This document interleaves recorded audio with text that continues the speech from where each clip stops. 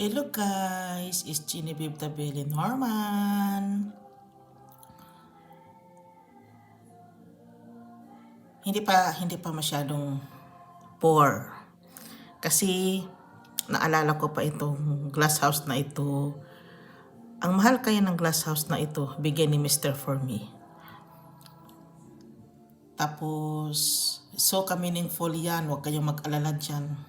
Yung nakikita nyo, maraming nakatagong secrets dyan. Hindi ko na yan maisa-isa, basta nakapokus lang ako sa green kasi ang beauty andoon sa green.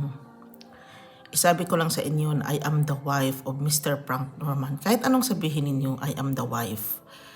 Ako kasi yung pinakasalan niya. Either you like it or not. Ako yung nagdala ng pangalan niya, ng apelido niya. Di ako yung nananalo.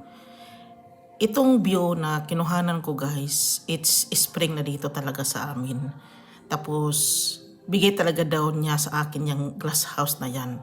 Para kasing ang nangyayari, maraming nagsabi na parang sa kanila daw, hindi ko pa intindihan, basta according to him, binili talaga niya sa akin yung glass house na yan.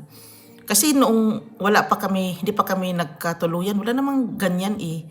Sa nagkatuluyan na kami, mayroong ganyan na, yung green talaga. Di ba na lang yung mga boxes, yung green talaga kasi parang siya romantic ang dating green. Yun lang guys ha, yung glass house na binigay niya, maganda sa labas, hindi pa maganda sa ilalim. Kasi ganun talaga ang buhay. Life is always complicated. Huwag ka nang maghintay na mag-perfect siya. Make it to be perfect every day. Guys, dito na lang ako. Maraming salamat. Happy Sunday everyone. Bye.